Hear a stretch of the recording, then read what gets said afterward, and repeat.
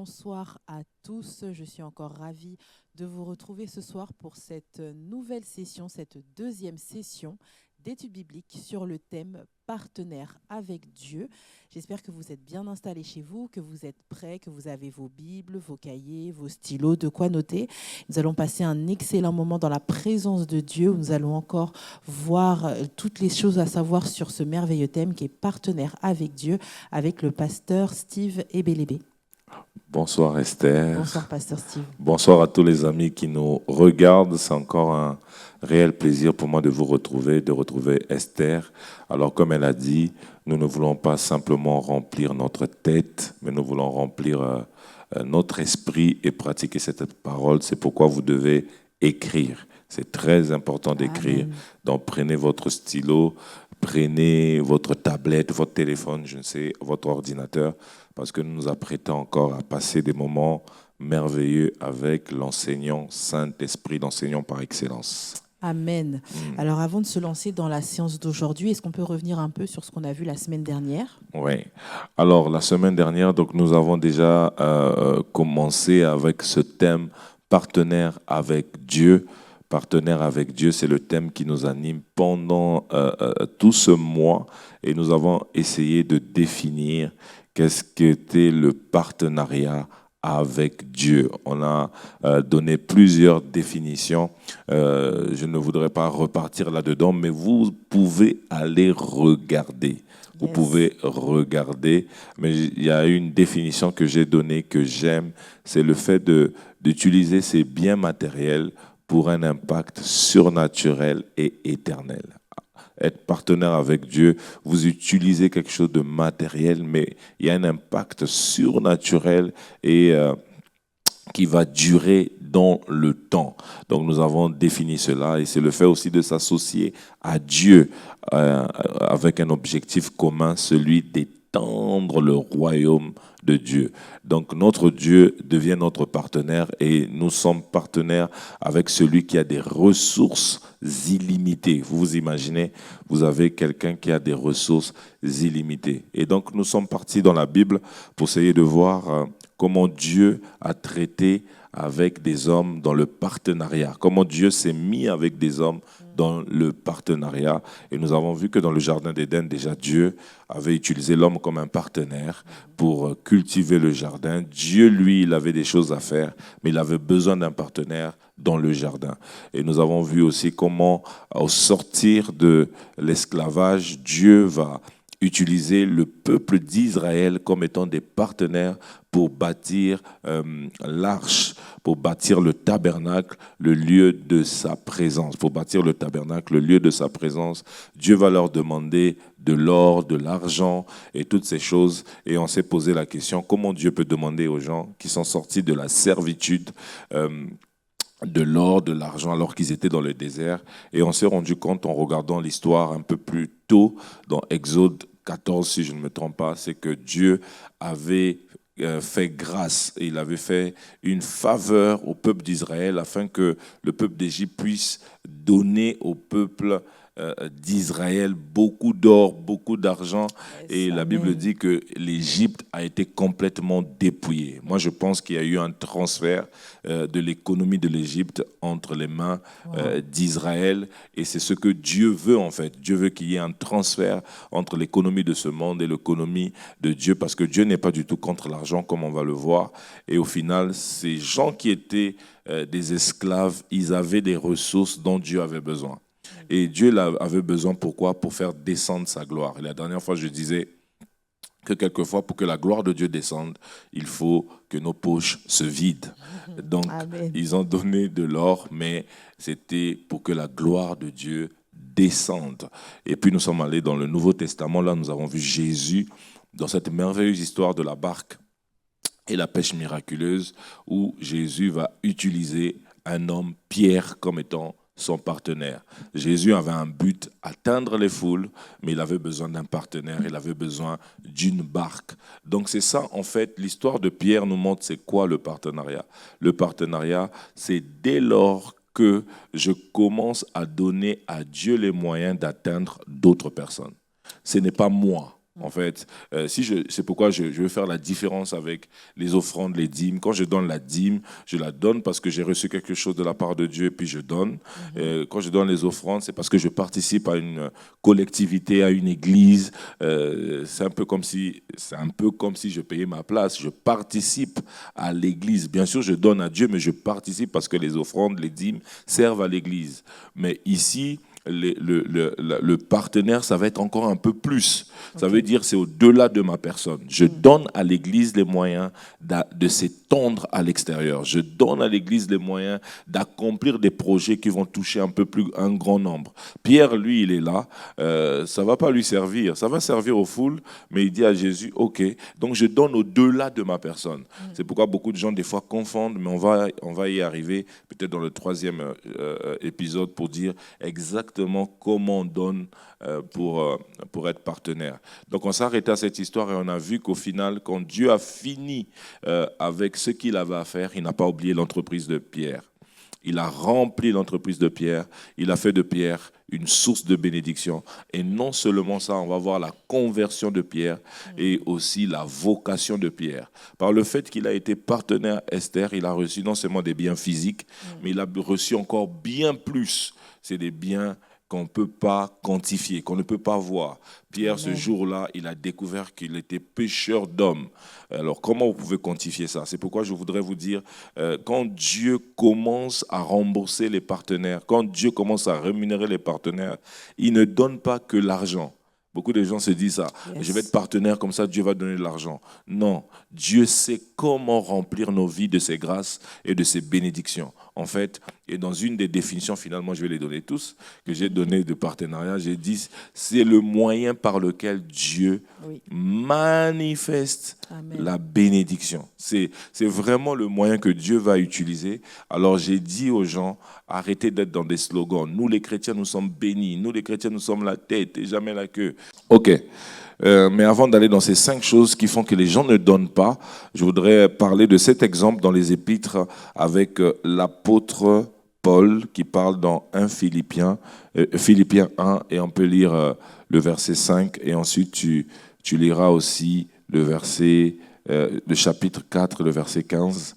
Dans Philippiens 1, 5, ensuite on lira Philippiens 1, 15 et ensuite on lira Philippiens 4, 15. Voilà. De manifester ma joie au sujet de la part que vous prenez à l'Évangile depuis le premier jour jusqu'à maintenant. Donc Paul est en train de parler aux Philippiens et il dit, il a une joie, il se réjouit de la part que les Philippiens prennent à l'Évangile. Et donc c'est là qu'on trouve le mot partenaire à partir du mot part. Part ici c'est le mot koinonia qui signifie communion, association, contribution volontaire, assistance, libéralité, mais aussi partenariat, puisqu'il dit vous prenez part à l'évangile. Et donc, faut savoir que le contexte de Philippiens, c'est l'apôtre Paul qui s'adresse à ses partenaires. C'est pourquoi il est important de remettre tous les versets que vous lisez dans le livre de Philippiens dans un contexte de partenariat.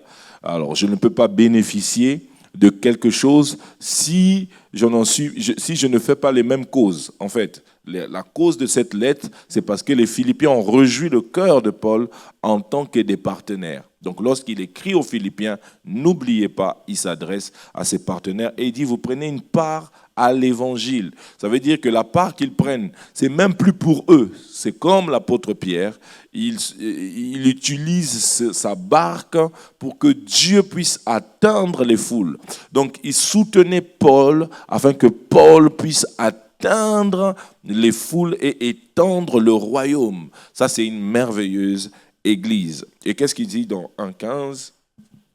Quelques-uns, il est vrai, prêchent Christ par envie et par esprit de dispute, mais d'autres le prêchent avec des dispositions bienveillantes. Voilà. Donc, Paul ici est en train de montrer qu'il y a, c'est vrai, on va y revenir, des gens qui utilisent Jésus avec des motivations qui ne sont pas les bonnes.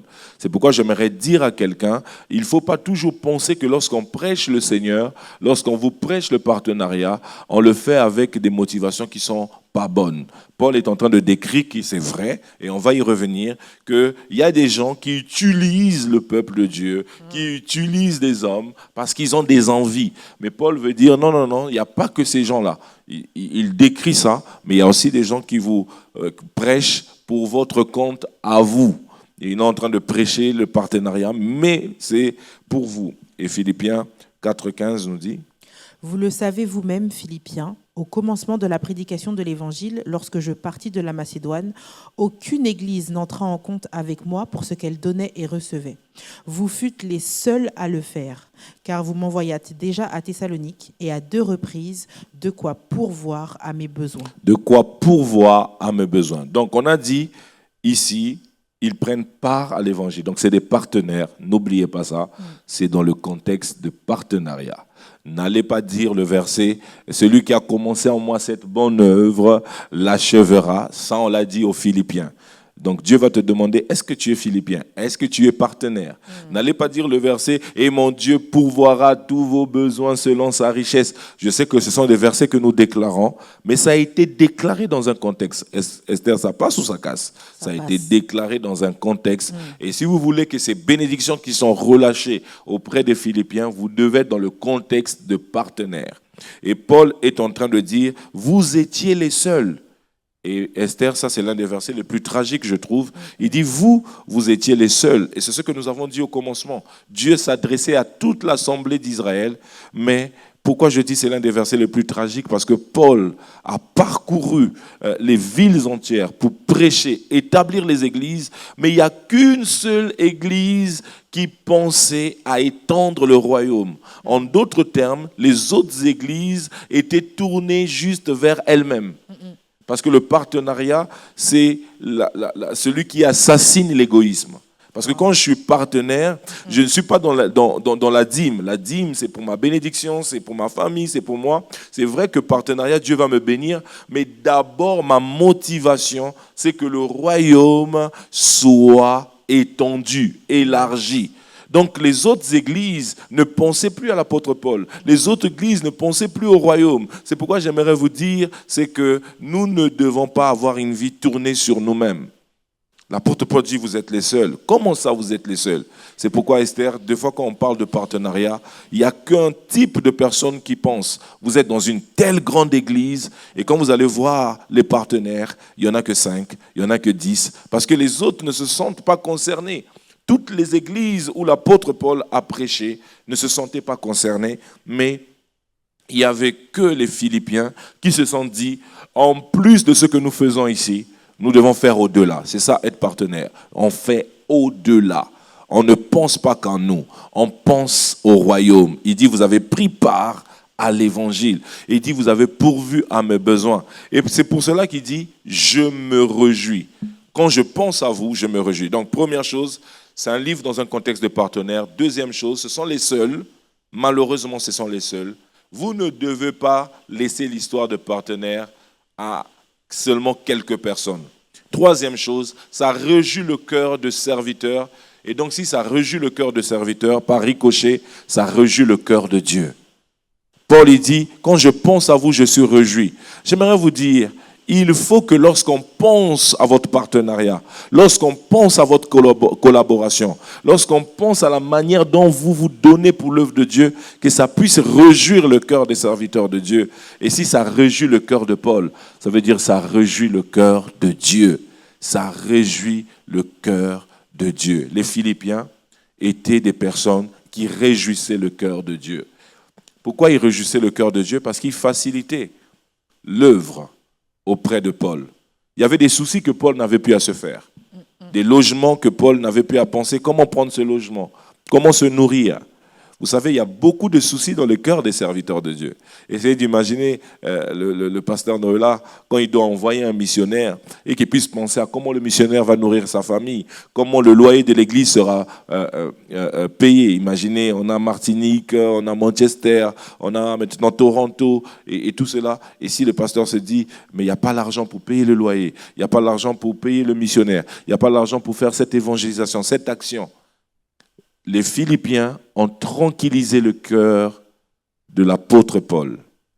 Et en tranquillisant le cœur de l'apôtre Paul, ils ont tranquillisé le cœur de Dieu. Bien-aimés, soyons des facilitateurs. Quand nous sommes des partenaires, nous tranquillisons le cœur de Dieu. Dieu dit, voilà, lui, il peut le faire. Lui, il peut s'en occuper. Vous dites en fait à Dieu, sois tranquille. Fais juste l'œuvre du Saint-Esprit. Fais juste ce que tu dois faire. C'est ce que Pierre a fait. Il a dit à Jésus, sois tranquille, assis-toi, fais ce que tu as à faire, moi je suis dans la barque. Je ne sais pas qu'est-ce que Pierre faisait dans la barque, s'il avait ses soucis, mais il a donné l'opportunité à des foules d'être en contact avec la parole de Dieu. Quand on est partenaire, on permet à des pôles de se déployer sans les soucis. Mais malheureusement, c'était les seuls. Est-ce qu'on n'est pas dans la même configuration aujourd'hui? Est-ce qu'il n'y a pas juste un petit nombre dans nos églises qui pensent à être partenaires pour que l'œuvre puisse être étendue?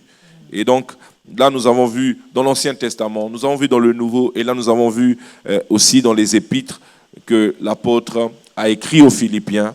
Je le répète et je le dis, le livre de Philippiens est écrit aux partenaires.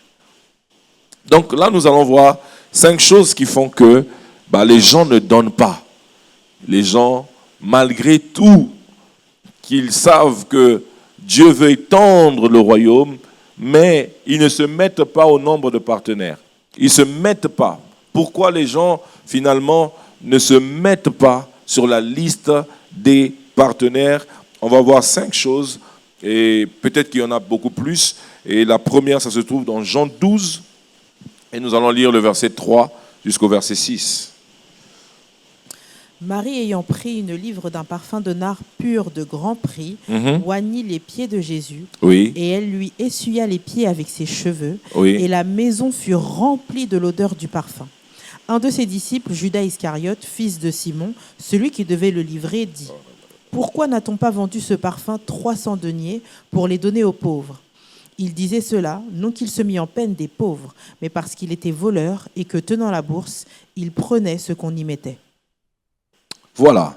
Alors, la première des choses qui fait en sorte que les gens ne puissent pas se mettre sur la liste des partenaires, la première des choses qui fait que les gens ne veulent pas être des partenaires, c'est l'esprit d'antichrist, ou encore l'esprit de Judas, l'esprit d'antichrist. Je pèse mes mots et je sais que vous allez bondir chez vous, mais c'est un esprit d'antichrist. C'est un esprit qui s'oppose, même pendant que je parle maintenant des partenaires, maintenant que je parle de l'argent, en réalité, il y a un esprit qui s'oppose. Et je voudrais dire à tous les serviteurs de Dieu, à toutes les servantes de Dieu, dès lors que vous parlez d'argent, dès lors que vous parlez de partenaires, vous parlez de susciter une armée qui va contribuer pour que l'œuvre de Dieu avance, vous sentez une lourdeur, vous sentez une résistance, elle est avant tout spirituelle. Elle est d'abord une opposition. Et c'est simple, il faut réfléchir en termes de l'ennemi. Si l'ennemi veut affaiblir notre camp, si l'ennemi ne veut pas que l'évangile avance, il ne va pas seulement empêcher les gens de prier, il ne va pas seulement empêcher les gens de le servir, mais il va empêcher les gens de donner. À chaque fois que vous sentez que vous voulez donner, ce n'est pas toujours votre chair, mais vous sentez comme une résistance, vous sentez comme une lourdeur, vous sentez que vous n'arrivez pas à donner, vos finances sont asséchées, c'est parce qu'il y a un esprit antichrist. Je pèse mes mots, cet esprit est avant tout antichrist, et c'est un esprit que nous lions maintenant dans le nom de Jésus. Amen. Regardez, Jésus vient de ressusciter Lazare, un grand miracle s'est accompli, et cette famille est reconnaissante de ce que Jésus a fait. Et donc ici, nous voyons une servante qui va donner à Dieu quelque chose de grand prix. Quelque chose de grand prix. On n'a pas dit les restes. C'est ça être partenaire. On ne donne pas à Dieu les restes. On ne donne pas à Dieu un peu. mais on donne quelque chose de grand prix. Et pour beaucoup, ce parfum représentait une année de salaire. Une année de salaire. Une année, tu peux écrire ça. Une année de salaire. Cette femme a dit, je ne donnerai pas à Dieu quelque chose qui ne coûte pas. Quand on est partenaire, on donne à Dieu quelque chose qui nous coûte. Parce qu'on a déjà donné notre dîme. On a déjà donné nos offrandes. Yes. Mais là, c'est quelque chose qui est en plus. C'est quelque chose qui est, waouh, elle fait du bien à quoi? À qui? Elle fait du bien au corps de Christ. Yes. C'est ça un partenaire. Tu fais du bien au corps de Christ. Tu n'es pas dans une pensée égoïste. Tu n'es pas dans une pensée seulement de toi. Elle vient essuyer les pieds, mais elle donne quelque chose de grand prix. David dit, je ne donnerai pas à mon Dieu quelque chose qui ne m'a pas coûté. Quelquefois, nous donnons à Dieu quelque chose, bon, ce sont les restes, ce sont les pièces des centimes, parce que nous ne voulons pas que les gens remarquent qu'on n'a pas donné, mais ici, elle donne quelque chose de grand prix. Ça, c'est la première des choses. La deuxième des choses, c'est que la Bible dit, la maison fut remplie de parfums. Et c'est ça qui se passe quand vous êtes partenaire. L'atmosphère de votre maison change. Paul le dit dans Philippiens 4, il me semble verset 17, il dit « J'ai tout reçu et je les ai reçus comme un parfum de bonne odeur. » Esther, lorsque vous êtes partenaire dans le monde spirituel, je le crois, vous n'êtes pas obligé de le croire, vous transportez l'atmosphère d'un parfum de bonne odeur. Amen. Vous attirez des faveurs, vous attirez des opportunités. Il y a l'atmosphère qui vous suit. Vous voyez dans la Bible, à Isaïe 61, on dit pas un vêtement de deuil, mais un vêtement de louange. Ça ne se voit pas à l'œil nu. Mais quelquefois, dans le monde spirituel, vous avez un vêtement, vous avez une atmosphère. Cette femme a changé l'odeur de sa maison. Wow. Il est possible que vous puissiez transporter l'atmosphère. Vous vous dites, mais pourquoi telle chose m'arrive? Il y a des gens comme ça. Vous avez l'impression qu'ils ont la malchance, que de mauvaises choses qui leur arrivent. Changez un peu l'atmosphère spirituelle autour de vous. Okay. Elle a apporté une bonne odeur. Alors je pourrais dire aussi dans l'inverse, il est possible que vous soyez dans une atmosphère d'une mauvaise odeur spirituelle. Je ne parle pas des parfums physiques. L'atmosphère a changé. Elle a changé l'atmosphère de sa maison. Mais regardez ici. Directement, on est en train de faire du bien à Christ, mais quelqu'un ici va s'opposer à ce bien. Vous imaginez que le cœur de Christ est réjoui. Le cœur de Christ est heureux. Le cœur de Christ est en joie. Mais là, il y a une opposition. Il y a une personne qui n'est pas contente. C'est ainsi que j'étais en train de dire. Et que je voudrais vous dire que à chaque fois que le cœur de Christ est réjoui, le cœur de l'antichrist est triste. C'est ça être antichrist. Quand vous êtes partenaire, vous faites du bien au corps de Christ. Mais qui ne se réjouit pas du bien qu'on fait au corps de Christ? C'est l'antichrist. C'est un esprit qui enseigne les gens à donner partout, sauf à l'église.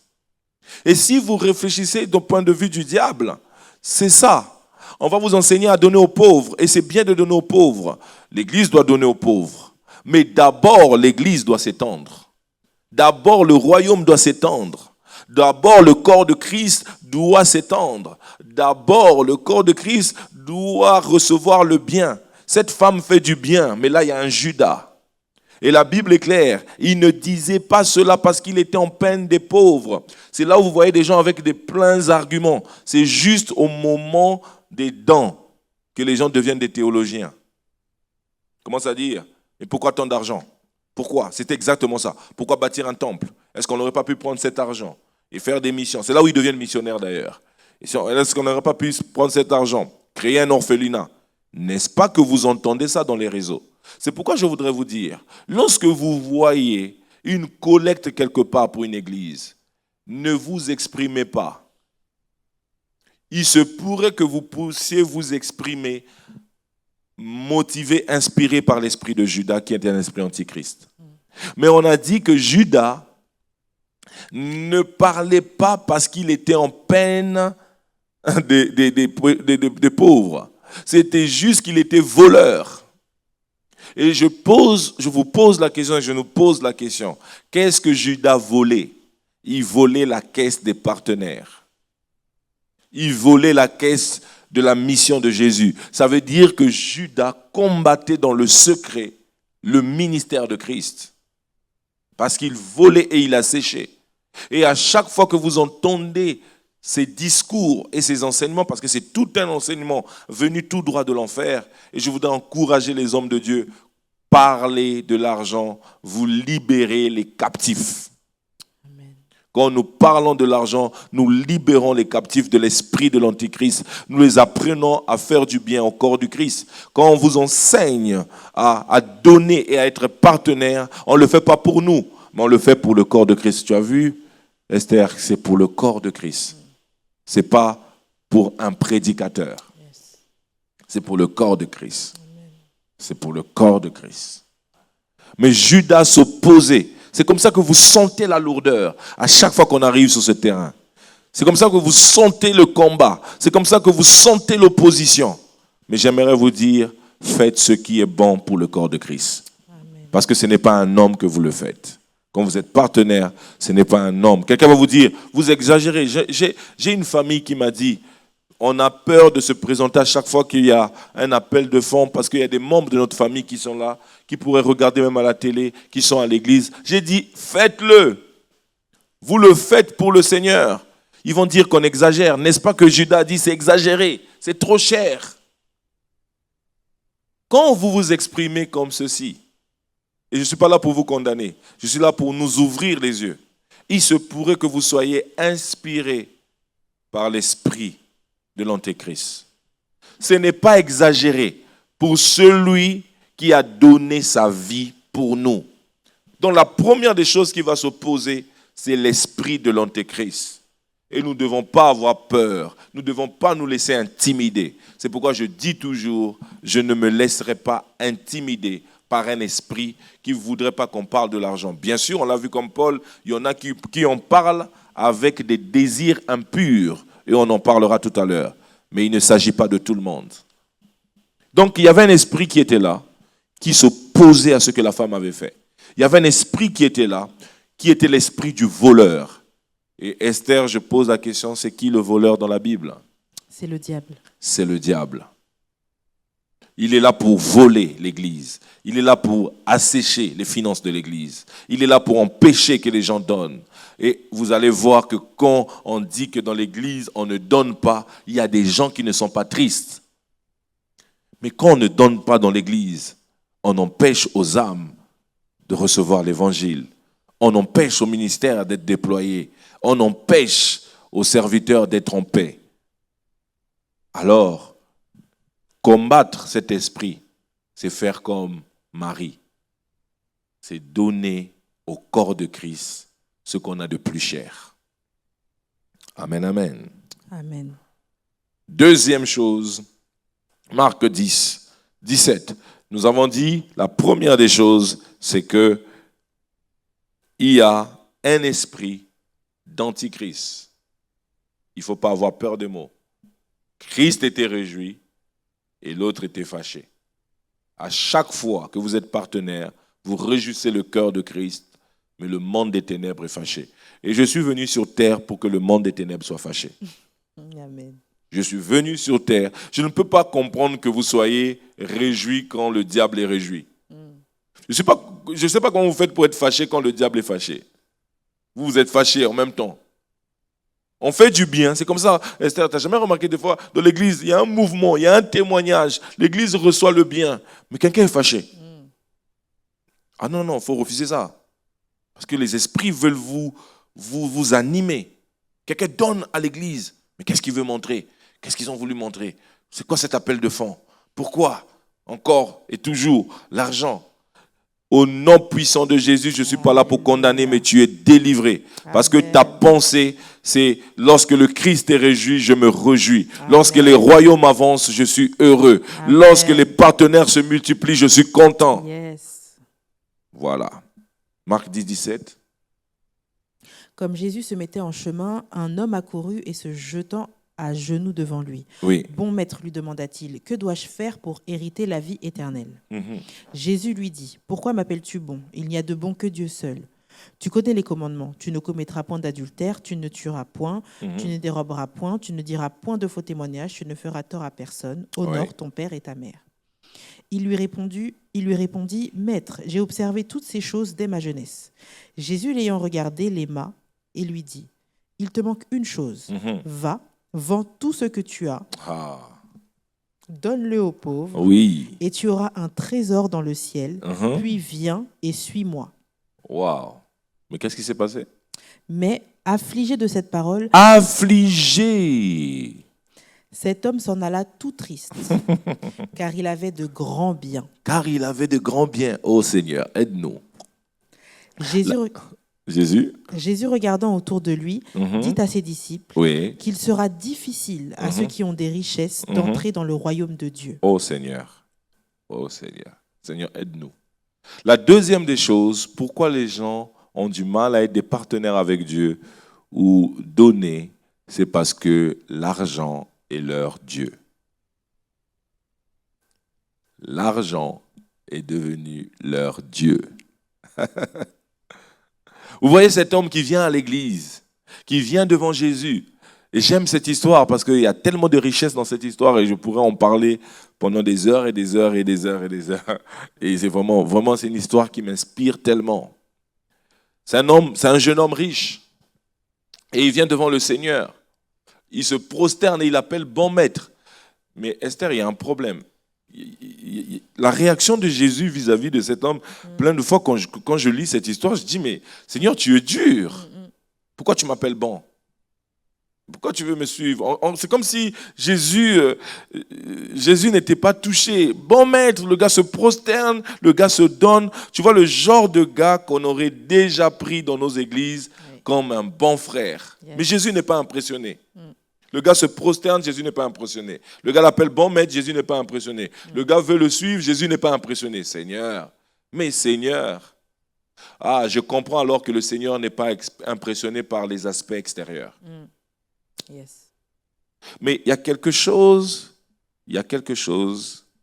qui me tique chez cette personne. Il y a quelque chose qui attire mon attention chez cette personne. C'est lorsque Jésus lui dit, voici ce qu'il faut faire. La personne dit, mais j'ai fait tout ça. Waouh! Il dit, j'ai fait tout ça. Tiens. Oh là là, Seigneur. C'est comme ça qu'on a des gens comme ça dans l'église. Ils ont une sainteté qui est au-dessus des autres. Parce qu'ils ne vont pas en boîte de nuit. Parce qu'ils ne commettent pas l'impudicité. Parce qu'ils ne boivent pas l'alcool. Ils disent, moi en tout cas, je suis bien. Quand ils se regardent dans le miroir, ils disent, bon, tu vois, Steve, quand même, t'es un bon chrétien, quoi. Quand tu te compares aux autres. Et tu comprends pourquoi Jésus avait un petit souci avec cet homme. Jésus lui dit, ok, c'est bon, tu as fait tout ça, mais je vais maintenant te montrer où est ton problème. Yes. Je vais maintenant te révéler quel est ton problème, quel est ton Dieu. Je veux toucher un point qui va te révéler qu'en fait, tu n'es pas si mature que tu le penses. Parce que la maturité des chrétiens, elle est variable. Ils pensent que comme ils ne commettent pas l'impudicité, je suis mature. Quand je ne pars pas en boîte, je suis mature. Mais Jésus dit, il y a un Dieu dans ta vie. C'est ton argent. Donc Jésus va aller toucher le problème de cet homme. Il va dire, voilà, si tu veux me suivre, va et vends ton argent. Et il lui dit, tu auras un trésor dans le ciel. Le gars dit, quoi? Jésus vient de lui apprendre que avec ce qu'on fait avec l'argent sur terre, on se connecte à la banque du ciel. Le gars dit non. Le gars dit non. Tu sais, Esther, maintenant je vais dire quelque chose de très fort.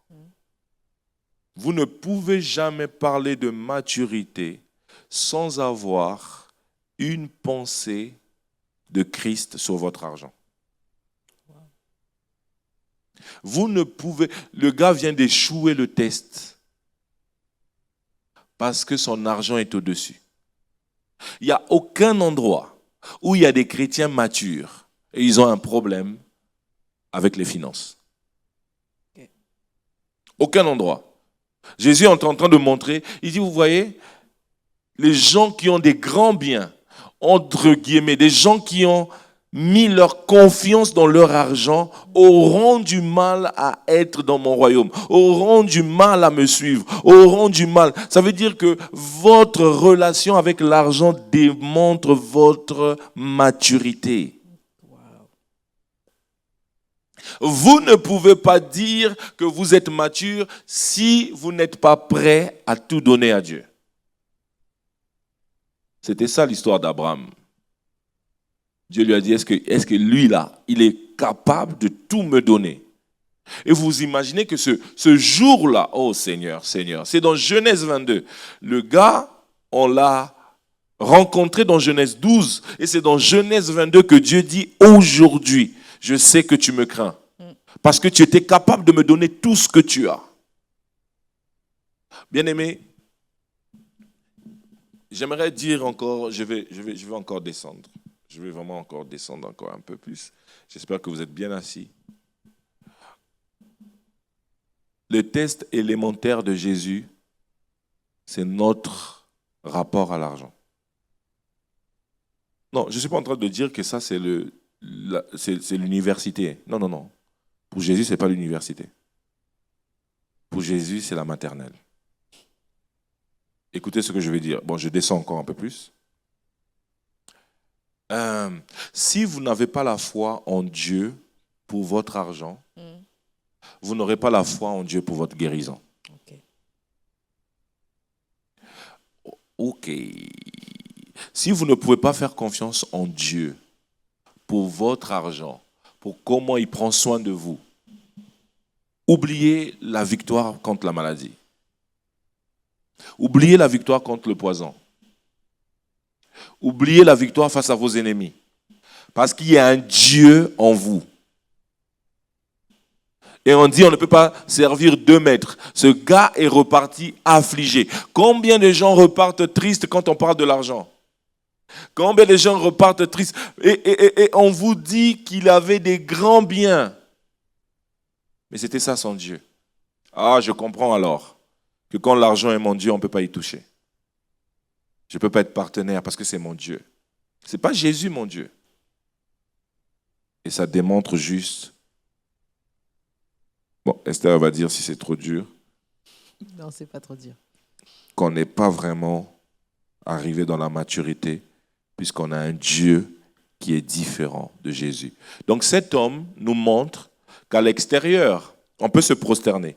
On peut montrer à Jésus qu'on l'aime. On peut montrer à Jésus qu'on veut le suivre. On peut même l'appeler bon maître. On peut même le chanter. Mais Jésus dit, commence d'abord à me le démontrer par ton argent, par ton rapport avec ton argent. Donc les gens pensent que Dieu n'a rien à voir avec le rapport avec l'argent. Mais là, Jésus nous montre que le rapport de cet homme avec son argent l'intéressait. Ça ne l'intéressait pas qu'il se prosterne. Donc quelqu'un peut se prosterner, Esther. Bon, je descends encore. Quelqu'un peut se prosterner. Et Jésus voit que non, en fait, toi, quand tu donnes que les pièces rouges. Mais quand tu vas là, au wok, juste là, au wok,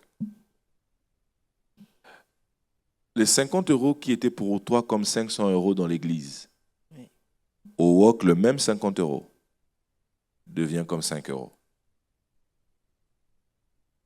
Alors Jésus dit, quand tu te prosternes, c'est moi que tu adores ou c'était 50 €?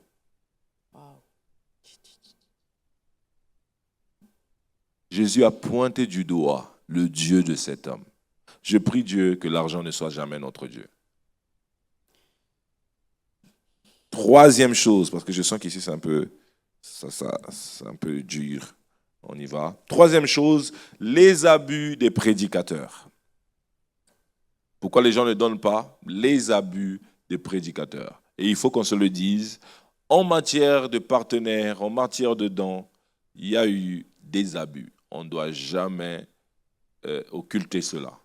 Il y a des gens qui ont vécu des expériences terribles en matière de dons. Il y a des gens qu'on a manipulés. Il y a des gens, et je sais que des fois, ces prédications sont faites pour culpabiliser le peuple. J'ai bien dit que mon intention, ce n'était pas de culpabiliser, mais par la grâce de Dieu, nous donner la pensée de Dieu sur le partenariat.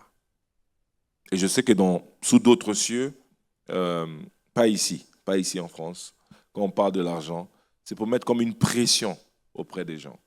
C'est pour les mettre sous une contrainte. Donc il y a eu des abus des prédicateurs. Il y a eu des gens qui ont abusé du peuple, qui ont commis des abus spirituels, qui sont devenus comme des gourous.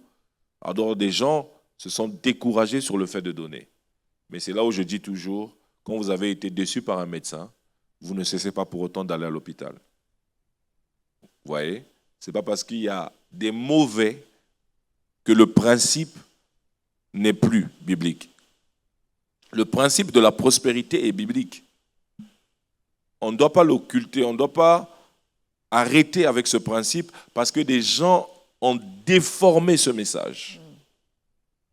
Un jour, quelqu'un m'entendait prêcher et il a dit, lui il prêche toujours des bonnes choses, lui il prêche toujours que Dieu va sauver les gens, Dieu va faire grâce aux gens, et Dieu va toucher les gens, Dieu va enrichir les gens. Il avait l'air de dire que je prêchais juste la richesse et la guérison. Et puis, lui, il était fâché, quoi. Moi, je dis, waouh, mais c'est bien. Si je présente un Dieu qui veut rendre des gens riches, si je présente un Dieu qui veut guérir, alors toi, tu veux présenter quoi? Un Dieu qui veut rendre des gens pauvres? Waouh!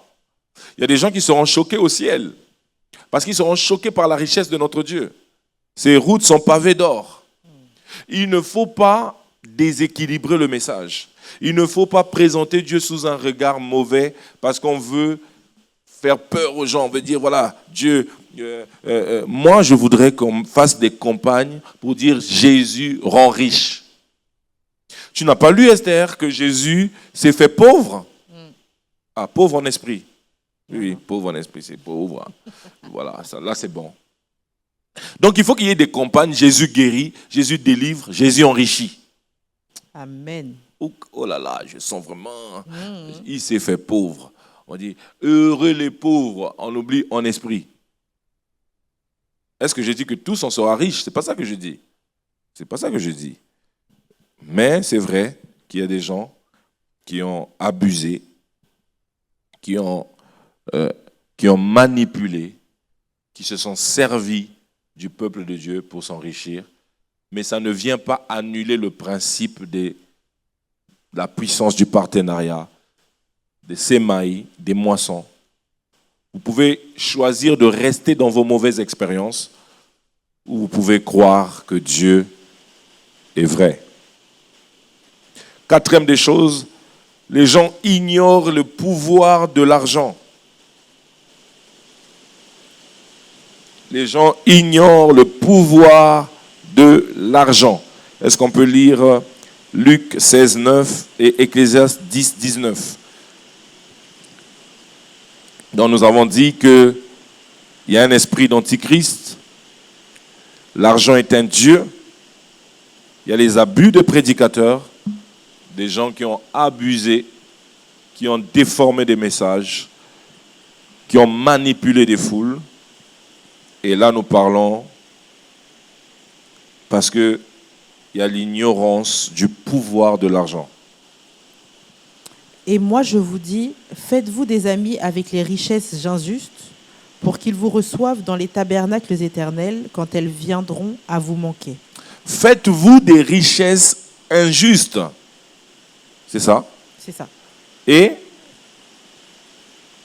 pour qu'ils vous reçoivent dans les tabernacles éternels. Pour qu'ils vous reçoivent dans des tabernacles éternels. Waouh! Quand elles viendront à vous manquer. Jésus ici parle d'un homme qui volait son chef. Et cet homme qui volait son chef va venir pour le renvoyer. Maintenant, cet homme va continuer à voler son chef, mais d'une autre manière, il va dire, maintenant qu'on veut me renvoyer du travail, à qui je peux baisser les dettes, à qui je peux enlever telle chose, comme ça, quand je n'aurai plus de travail, cette personne me sera redevable et va m'aider. Et Esther, ce que je n'ai jamais compris, c'est que Jésus loue cet homme. Il loue un voleur. Il dit, les enfants de ce monde sont même plus sages avec l'argent que vous. Pourquoi Jésus loue cet homme? Parce que cet homme connaît le pouvoir de l'argent. Ok. C'est pourquoi il dit ici, faites-vous des amis avec des richesses injustes. L'argent, c'est une richesse de ce monde. Mais ça peut te recevoir dans le tabernacle éternel, une dimension spirituelle. Quand ça viendra à vous manquer. Il dit, si un homme a compris le pouvoir de l'argent, que si j'utilise bien mon argent, quand je n'aurai plus de travail, les gens vont m'aider. Mais pourquoi vous ne comprenez pas qu'avec l'argent que vous recevez, il y a un pouvoir. Vous pouvez bien l'utiliser afin que dans les tabernacles éternels, ça vous serve à des moments dans votre vie. Est-ce qu'ici, Jésus n'est pas en train de décrire le pouvoir de l'argent? Jésus loue un homme. J'ai jamais compris ça. Je dis, mais Seigneur, pourquoi tu loues cet homme? Il dit, au moins lui, il a compris le pouvoir qu'il y a l'argent, qu'il y a derrière l'argent. J'aimerais vous dire, l'argent n'est ni immoral ni moral. L'argent est amoral. Les mêmes 100 euros qu'on peut utiliser pour acheter de la drogue, les mêmes 100 euros, on peut les utiliser pour bénir quelqu'un. Ce n'est pas l'argent qui choisit. Hein. Mais pour beaucoup de gens, l'argent, c'est mauvais. Surtout ici en France. L'argent, il faut parler de l'argent. On a collé quelque chose sur l'argent. Jésus dit, il y a un pouvoir derrière. Dans les tabernacles éternels, ça veut dire que l'argent est cet élément qui peut te connecter à l'éternité. Oh Jésus, peut te connecter à un monde spirituel. Ecclésiaste 10, 19 nous dit, on fait des repas pour se divertir, le vin rend la vie joyeuse et l'argent répond à tout. Ouf, l'argent répond à tout. Et là, quelqu'un dit, voilà, on y est. Il va remplacer Dieu par l'argent. Non. Monsieur, votre crédit ne passe pas parce que votre apport n'est pas bon. C'est l'argent. Vous avez 4 enfants, donc vous êtes une famille maintenant de 6, si je sais compter. Et vous n'avez pas d'argent pour agrandir la voiture. Vous voulez payer des meilleures écoles à vos enfants, mais les moyens ne le permettent pas. On veut bâtir le temple à l'Éternel. Non, il suffit qu'on parle en langue. Et la moquette viendra. Et le podium va se faire. Et derrière, il y aura des murs LED. Ça va même descendre pendant la prière. Et il y aura des beaux sièges et le balcon sera fait. Dès lors qu'on parle en langue. Et l'architecte sera payé parce qu'il y aura le parler en langue aura réjoui son cœur. Et comment on dit ça? L'expert comptable sera content de ce qu'on a une église qui prie. Il dit franchement. Alors quelqu'un va dire, est-ce qu'il est en train de nier la prière? L'argent a un pouvoir. Et si vous niez ça, regardez juste Joseph. Il est dans les plus petits. Mais quand commence la postérité de Jacob, on dit, voici la postérité de Jacob, Joseph âgé de 17 ans.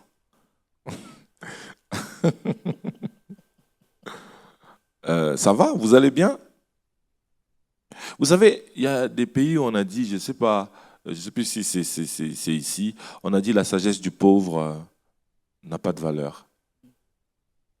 Vous savez, quand un pauvre parle, on ne l'écoute pas. Est-ce que j'ai dit qu'on devait faire ça? J'ai dit à certains pays, on dit ça. L'argent répond à tout, les amis. Même la France fait sa politique en fonction de son endettement. On a besoin d'argent. Et ce n'est pas un péché que de le dire. On a besoin que nos enfants travaillent. On a besoin que nos enfants aillent dans les meilleures écoles. On a besoin que l'Église avance. Et on va prendre une salle et on va dire au propriétaire, nous, quand on viendra dans ta salle, on va prier et tu seras béni. Voilà ce que nous, on peut t'offrir. Il va dire, d'accord, en attendant que vous priez, je vais prendre vos cousins, les fils d'Abraham, les autres, qui m'ont payé cash. Voilà. Bien-aimé, l'argent répond à tout. Alors, je vais préciser le tout ici. Quand on parle de tout ici, on parle d'une dimension terrestre. OK? On parle d'une dimension terrestre. Alors, j'aimerais vous dire, si vous ne voulez pas de l'argent, donnez-nous-en. Parce que si vous n'aimez pas l'argent, prenez ça, donnez-nous-en. Nous avons vraiment des choses à faire. Nous avons une église à bâtir, nous avons un temple à bâtir. Et Dieu peut nous faire grâce. Esther, ça passe ou ça casse? Ça passe. L'argent, c'est important. Vous me regardez, vous êtes chez vous, parce qu'il y a une caméra qui a été achetée. Oui. Et on n'est pas parti devant. C'est quoi comme marque, les caméras? C'est quoi? C'est Canon? C'est quoi? C'est Samsung. On n'est pas allé chez Samsung et on a fait Shalabadadaba, Sinderelelelele, Sheke, Radadadada. On a acheté. Et la chaise sur laquelle vous vous asseyez le dimanche, on l'a acheté. Le micro que j'ai, on l'a acheté. L'argent a un pouvoir. Beaucoup de gens ne sont pas partenaires parce qu'ils ne savent pas que derrière leur argent, il y a un pouvoir qui est là. La cinquième des choses, c'est que beaucoup de gens ne donnent pas parce qu'ils ne savent pas que l'argent est un investissement dans votre destinée. Ils pensent que quand ils donnent, c'est pour les autres seulement. Mais ils ne savent pas que je suis en train d'investir dans ma destinée. Et là, je voudrais lire Philippiens 4, 17. Philippiens 4, 17.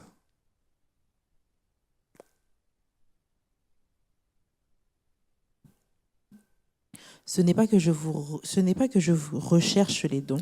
Écoutez, ce n'est pas que Steve Ebelebe recherche des dons. Remplacez ça par mon nom, s'il vous plaît. Ce n'est pas que Pasteur Noëlla Lumande recherche des dons. Remplacez ça par Mamina. Ce n'est pas que Mamina recherche des dons. Ce n'est pas que le pasteur Papicho recherche. Mettez tous les pasteurs de l'église. Paul dit, ce n'est pas que moi. Quand je vous parle, souvenez-vous qu'il est en train de parler aux partenaires. Yes. Donc, il fait une réunion avec ses partenaires. Il dit, c'est pas que c'est pas ça ma motivation. Mais regardez ce qu'il dit. Mais je recherche le fruit qui abonde pour votre compte. Il dit, en fait, ce que moi je recherche, c'est le fruit qui va abonder pour vous. Waouh! Ça veut dire qu'il est en train de dire, je recherche en fait que vous soyez abondamment bénis. Ça veut dire qu'il est en train de dire, en fait, c'est un investissement sur vous. Bien-aimé, quand je parle comme ceci, c'est d'abord pour vous. Waouh! C'est ce que Paul dit. Il dit, je ne suis pas en train de rechercher des dons, je ne suis pas en train de créer un message pour, au fait, que nous les pasteurs, nous soyons bénis, que en réalité, il dit, non, ce que je recherche, c'est vous. Est-ce que quelqu'un peut dire au diable, en réalité, là, le message, là, c'est pour moi. C'est pour la transformation de ma vie. C'est pour la délivrance de ma vie. C'est pour le changement de ma vie. Il dit, je veux le fruit. En fait, il dit, je sais que ça marche. Mais ce n'est pas pour moi d'abord. Il dit, je ne suis pas en train de rechercher les dons. Bien-aimés, ne voyez pas ce message d'abord comme un message qui vous soutire de l'argent, comme qui veut que vous puissiez vous dépouiller. Non, il dit, je veux le fruit qui abonde. Nous sommes dans l'année de l'abondance et c'est le bon moment d'en parler. Pour votre compte, c'est l'investissement pour mon compte. Écoutez bien, la phrase que je fais toujours quand quelqu'un a donné une action de grâce ou quelqu'un veut que je prie parce qu'il va aller donner sa dîme. Vous savez, il y a des gens comme ça avec ces principes. Quand il veut aller donner la dîme à l'église, il dit, pasteur, priez pour ma dîme. Je dis toujours cette phrase, et notez-la. Ce qui quitte vos mains ne quitte pas votre vie. Ce qui quitte vos mains ne quitte pas votre vie. Ce n'est pas parce que ça a quitté vos mains que ça a disparu de votre vie. Un jour, ça va parler. Une histoire vraie que j'ai vécue avec un homme de Dieu, je ne vais pas citer son nom, mais c'est un homme de Dieu tellement il m'intriguait vraiment. On était dans sa voiture et j'étais en train de le conduire ou j'étais passager, quelqu'un d'autre nous conduisait, mais en tout cas, je me rappelle que lui, il était derrière, probablement avec sa femme. Et on est sur la route et il dit une phrase. Pour moi, je suis jeune dans la foi, cette phrase m'intrigue. Je suis intrigué. Ça vient même renverser ma doctrine. Il dit, j'entends mes dons, mes offrandes, mes dîmes crier. J'entends mes offrandes, mes dîmes, mes offrandes crier. Il dit qu'il entend ses offrandes, ses dîmes crier. Bon, j'étais jeune dans la foi, là j'ai grandi un peu plus. Je sais que, voilà. J'ai dit, mais qu'est-ce qu'il raconte? Ses offrandes et ses dons et ses dîmes. Donc il parle de son argent qu'il a semé dans l'évangile qui crie. Et quelques temps après, il fait un accident, là sur la route. Et il sort de cet accident indemne. Quelques temps juste après.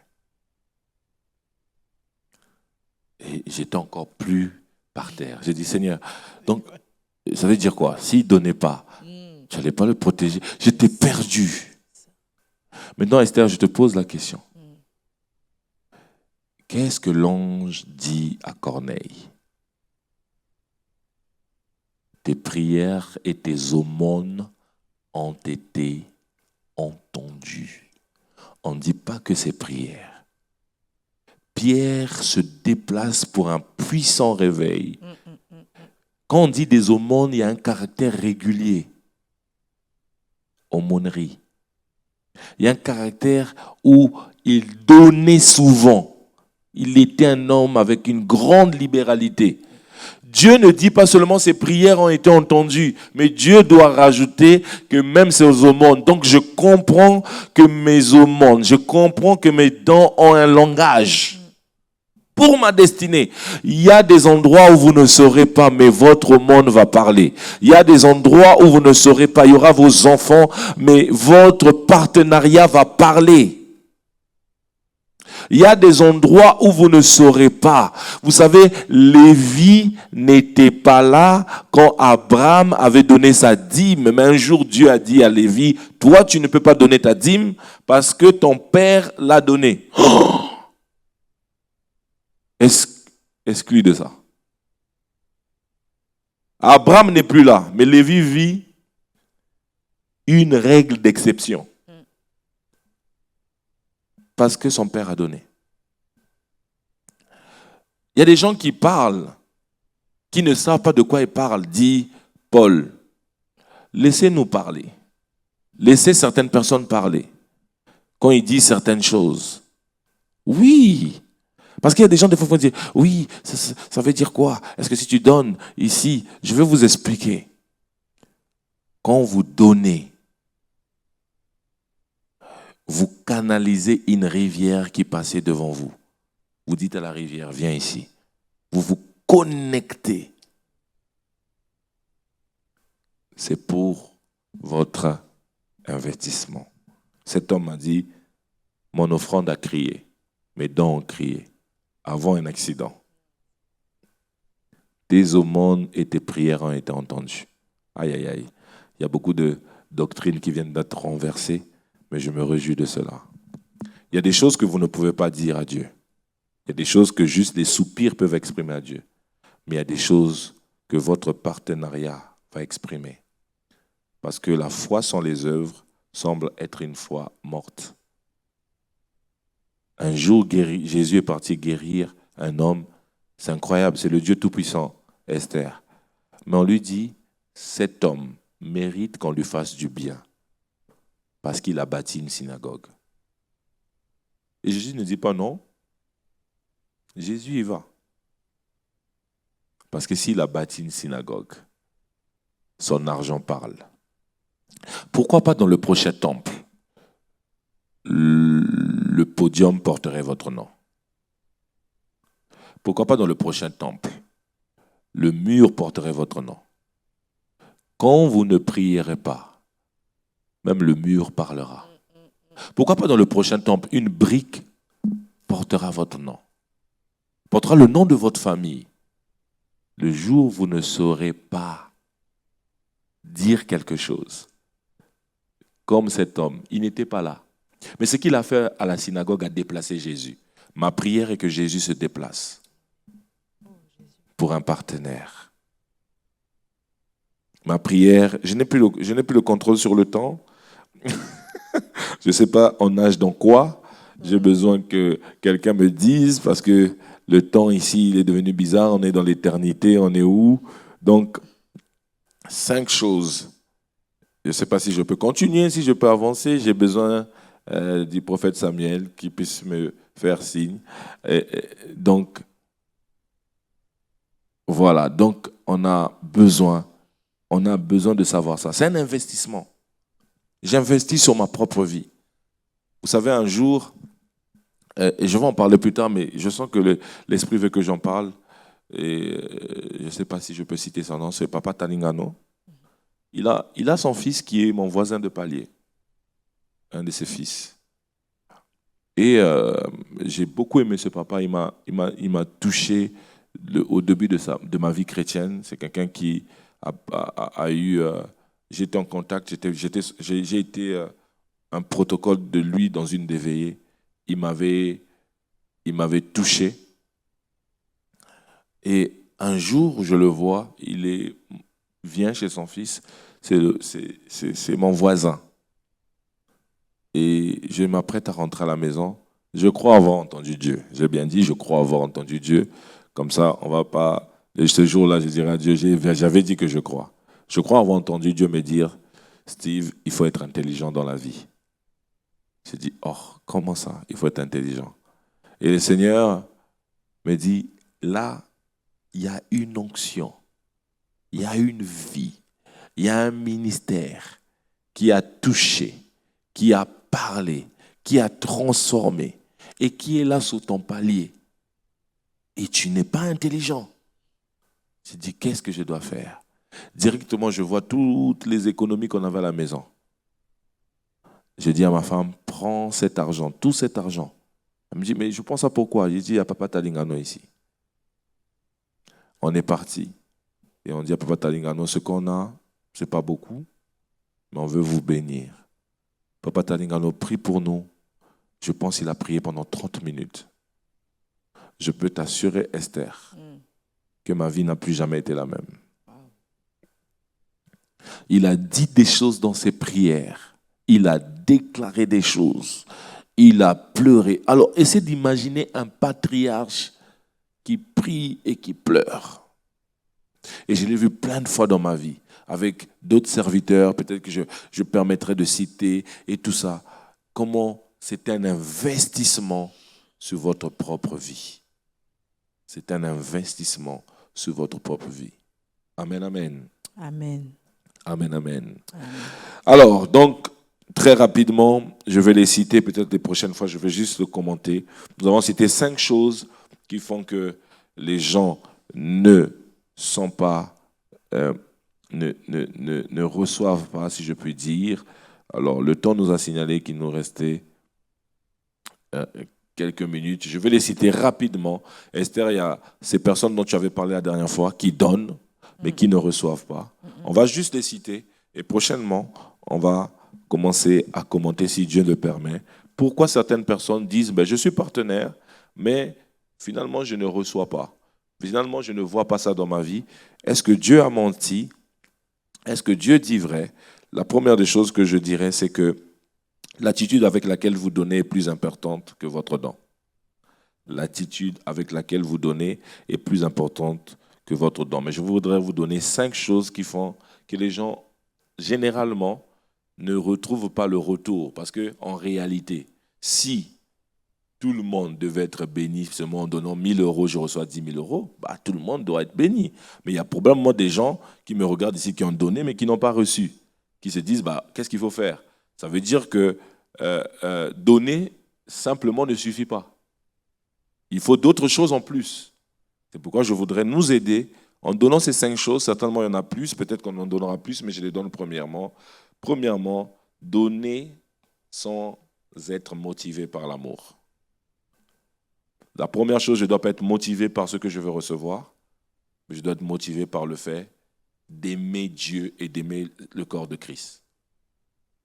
Je donne parce que je suis motivé par cet amour. Deuxièmement, donner sans la foi. Beaucoup de gens donnent, mais est-ce qu'ils ont la foi? On va expliquer tout ça prochainement. Troisième chose, donner sans un cœur juste. Les gens donnent, mais ils sont injustes. Vous avez vu, la Bible dit que si vous êtes injuste dans les petites choses, qui vous donnera les vôtres. OK? Quatrième chose, donner sans conviction. C'est des gens qui donnent par rapport à leurs émotions. Mes émotions sont bonnes, alors je donne. Le jour où mes émotions ne sont pas bonnes, je ne donne pas. Et je vous dis la 5e chose qui me tient particulièrement à cœur. Donner sans planification. Quand vous donnez, ça doit être planifié. C'est comme ça que vous montrez à Dieu qu'il a une première place.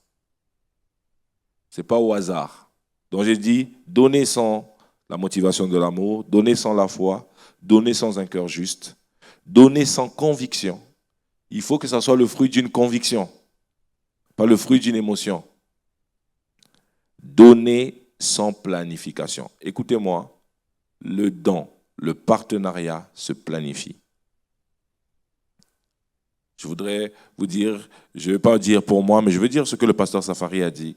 Il a dit maintenant, je ne sais pas si c'était maintenant, ou je crois que Dieu est en train de l'emmener à donner 30% et même plus. C'est planifié. Ce n'est pas le hasard. Il sait que dans mes revenus, je dois donner 30% à Dieu. Donc, dans son compte, il sait. Bien aimé, vous devez avoir une planification de votre partenariat. Si c'est au hasard, bah, vous serez béni au hasard.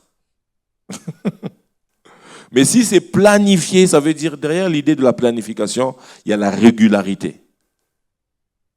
Vous savez que chaque mois, voici la portion de Dieu. C'est 20%, c'est 30%. Et j'aimerais vous dire, j'ai dit, je ne vais pas parler de moi, mais il y a un moment dans ma vie, Dieu a commencé à me dire tel pourcentage que tu dois me donner. Et je suis d'accord avec le pasteur Safari, c'est qu'au final, vous vous retrouvez toujours avec le pourcentage et même au-delà de ce que vous avez donné. Toujours. Vous retrouvez toujours. Si vous donnez 30%, Dieu va vous suivre à 30%. Donc, je donne un exemple. Je peux donner un exemple? Oui, bien sûr. Si quelqu'un gagne 1 000 €, ce qu'il doit donner, c'est comme on a dit, c'est la dîme. Mais ça, ce n'est pas être partenaire. C'est 100 €. Mais admettons, la personne donne 300 €. Je vous préviens. Je vous préviens sur ce qui va vous arriver. Okay. Si vous avez respecté de donner avec amour, parce que vous aimez, pas parce que vous voulez recevoir, vous donnez avec la foi, je vais vous expliquer comment, avec un cœur juste, avec conviction. Vous savez ce qui va vous arriver? C'est que vous allez vous retrouver à la fin de l'année comme quelqu'un qui avait un salaire de 3 000 € par mois. Amen. Je vous dis la vérité. C'est quelque chose que j'ai vécu, pour ne pas dire que je vis.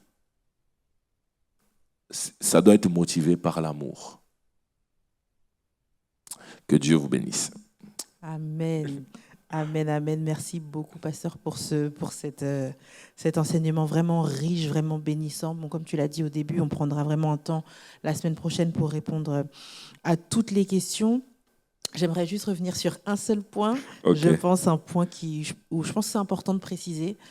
Quand c'était le passage où tu parlais que l'argent répond à tout, oui. Je sentais le théologien, le lecteur de la Bible qui dit oui, mais Pierre dit, moi je n'ai ni argent ni or, ce que j'ai je te le donne, donc finalement... Oui, Mais quand Pierre dit ça, après, il faut se rappeler quelle est la réponse de Jésus.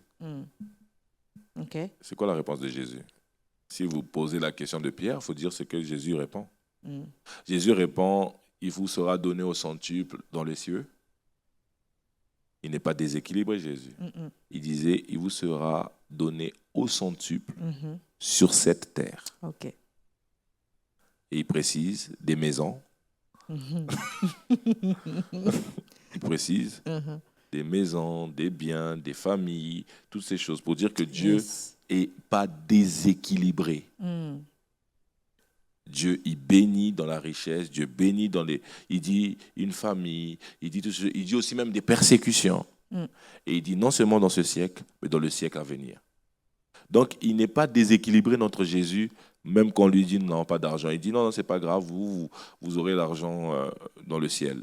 Non, il dit dans ce siècle-ci. Il précise. Il précise ça. Et j'aimerais juste te dire qu'on doit avoir un vrai regard sur l'Église primitive et l'Église, entre guillemets, le ministère de Jésus. Beaucoup de gens pensent que le ministère de Jésus est un ministère pauvre, et c'est faux.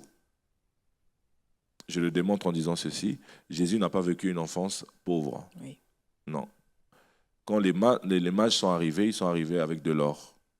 Ils sont venus adorer le roi. Maintenant, peut-être que vous pensez qu'ils sont venus avec une petite quantité d'or, ce qui fait qu'ils ont voyagé pendant longtemps pour apporter des petites pièces d'or. Peut-être que c'est ça que vous pensez. Moi, je ne pense pas. Ils ont dit, on veut adorer le roi qui vient de naître. Donc, ils le considéraient comme un roi. On a vu son étoile. Et au roi, on n'apporte pas de petites quantités. Donc, je pense que Marie avait assez pour nourrir Jésus sans problème. Donc, n'imaginez pas Jésus avec... non, d'ailleurs, si on a tiré au sort son habit, c'est parce que c'était de la qualité. Oui. Donc, il ne faut pas projeter notre image sur Jésus. Oui, il était dans la pauvreté. Il avait la femme de l'intendant du roi. La femme de l'intendant du roi qui était son partenaire dans le ministère. Yes. Quand il avait besoin d'une salle, il disait à ses disciples, allez, apprêtez-moi la salle et tout. Et ils allaient. OK? Alléluia, ça va, tranquillement. Donc Jésus était très équilibré.